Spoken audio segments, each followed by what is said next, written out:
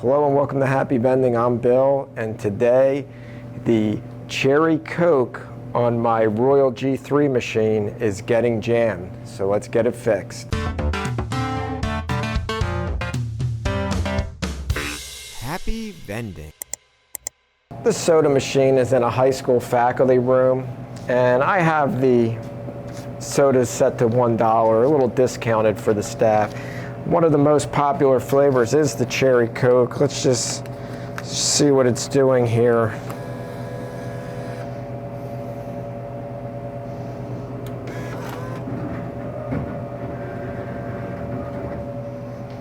You hear it trying to vend. Usually pulls on it twice, the column twice, and it is saying it's sold out, but I know it's not sold out. Let me just pick another choice here. I'll go with a water.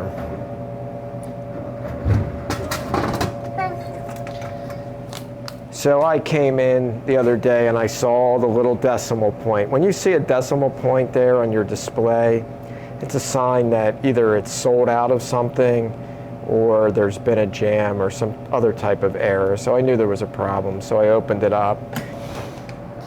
Now the Cherry Coke is back here in the 12th column. These have 6 columns in the front, 6 columns in the back.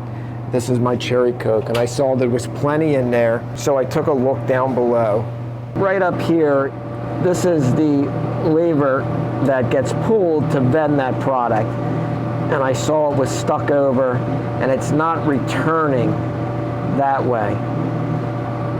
These levers are pulled by this chain, and it has little, what they call dogs on the chain. Here's one, here it is right here. And this goes around to the column that it needs to vend, tugs on that. If a product doesn't vend, it tugs on it again. If it doesn't vend on the second tug, it determines that it's sold out. But this one you can see it's not sold out. There's product there, but this is not returning. So first I'm gonna test vend this column 6, and you'll see how this should work if it's working properly. Perfect, perfect. And now let's try vending 12, and you'll see how it's gonna try to tug on that, but it won't be able to spin the pivot. See? The dog tried it, now it's gonna try it again, and it just won't move because it's already pushed all the way back, and it won't come forward. So when that's happening, I kind of suspect it might be the spring. There's a spring that pulls that lever back this way. In fact, I brought some extras. I always keep extra parts on hand whenever I do a repair. So these are the levers that it's pulling on. These are the pivots, the pivot ends that go onto the pivots that the lever goes up against, that it actually spins. And these are the springs that attach to these levers on these little hooks here that get those to return. So I'm wondering if the spring broke, or the spring fell off, or the spring is gummed up, or the pivot lever broke, the little end of it broke, and the spring is not pulling on it. That's what I'm suspecting, and that's why I brought down all these parts. So let's take it apart and see what it is. You gotta take off this cover, which just comes straight up and then off. And then that's covering these rods, which you pull out to get parts out, depending on what part you wanna get out. This rod here is the rod that has the pivots on it. This rod is for both the 6th column and the 12th column. Since I'm taking out parts there, I'm going to take out all the Cherry Cokes out of that 12th column first. Luckily, it's not too filled back there.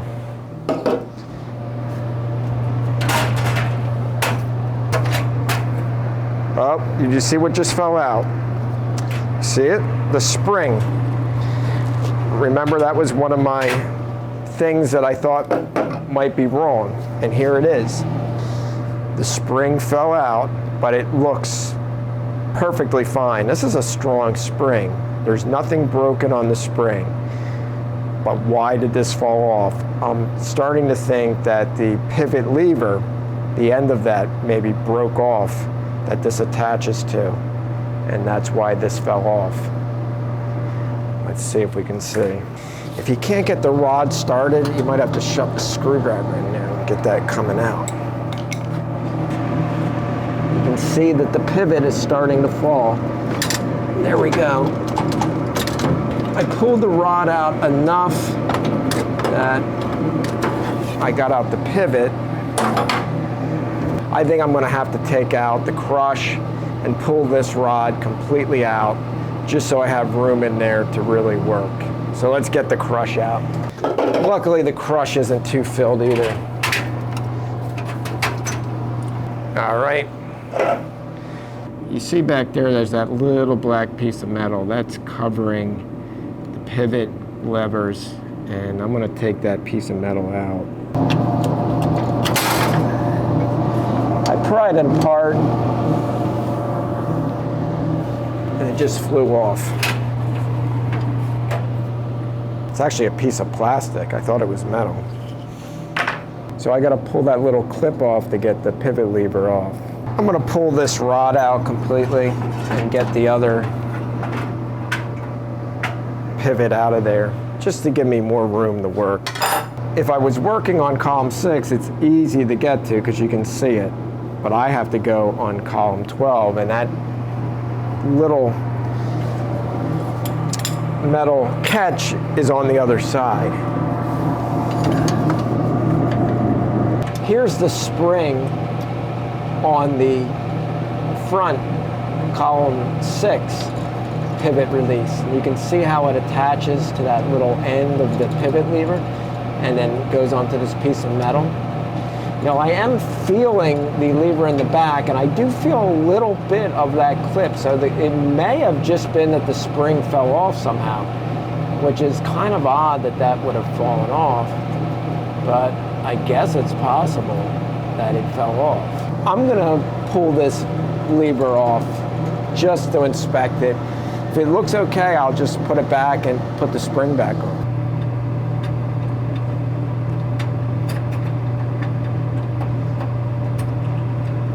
I got it. I pried the clip off with this screwdriver.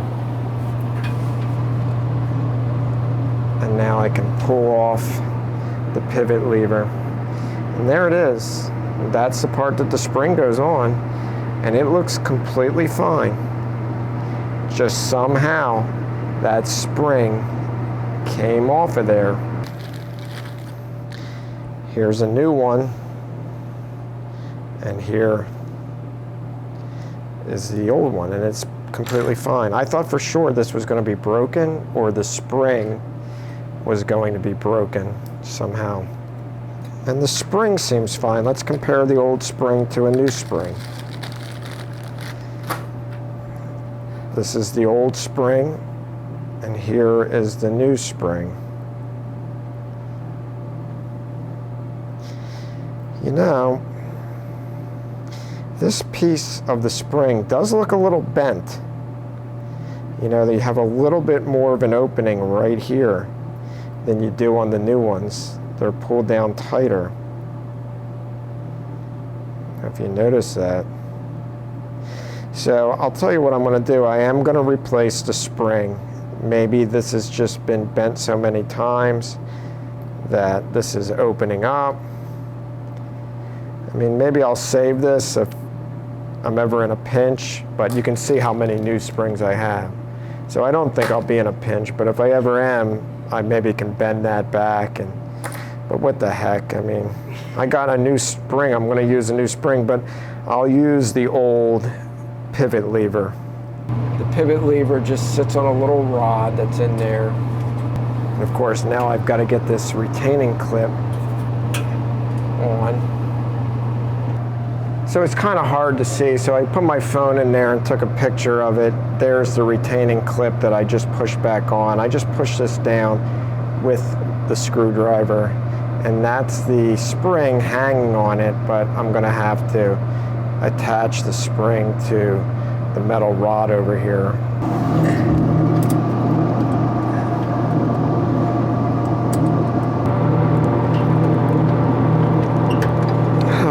I think I got it. Let me take a picture with my phone so you can see it on there.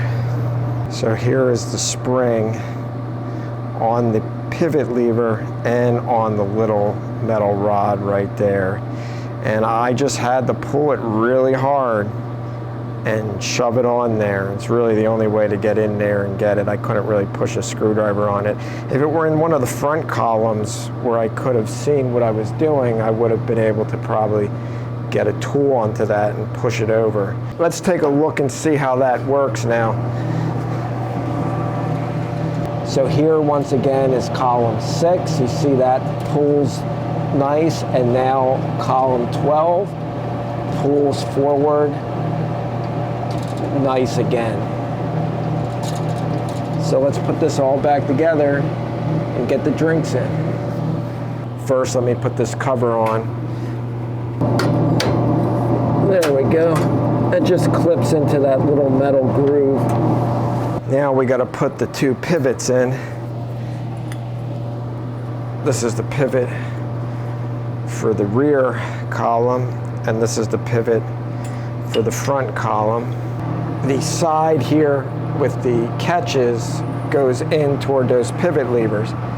Push it up, line it up with this hole, and then put your rod in, like so. I just went all the way through. I just want to get it right before it goes through. The rear pivot has the gears toward the front. You get that in position. Once you get it started,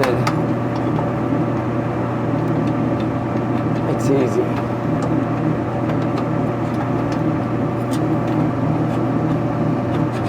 There.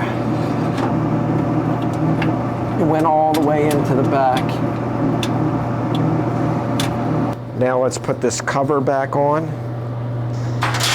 You put these 2 metal pieces into these openings, and then you pull it up over top of the metal catches on the top, and then push it down. And that stops somebody from pulling out the rods. Now when you're filling these up, you always put the cans in the back in first, and then the front column. So let's get the Cherry Cokes in, caps to the back.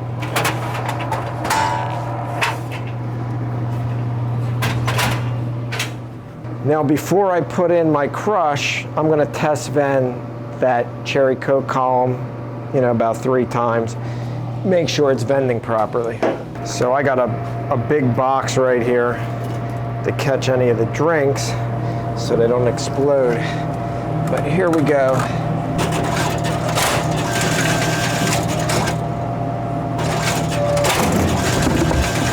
Nice. Vend it again. And again. And one more time. Looks like it's working perfect again. Let's fill up the crush.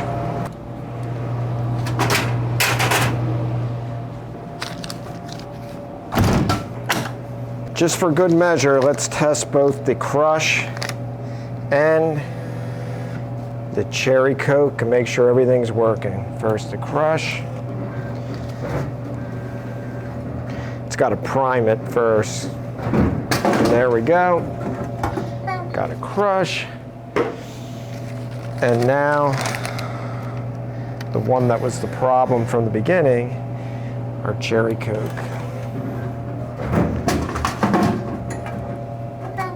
Looks like it's fixed. And it's amazing what one little spring can do and the problems it can cause, but we figured it out and we got it fixed. Hey, Happy vending. We'll see you next time.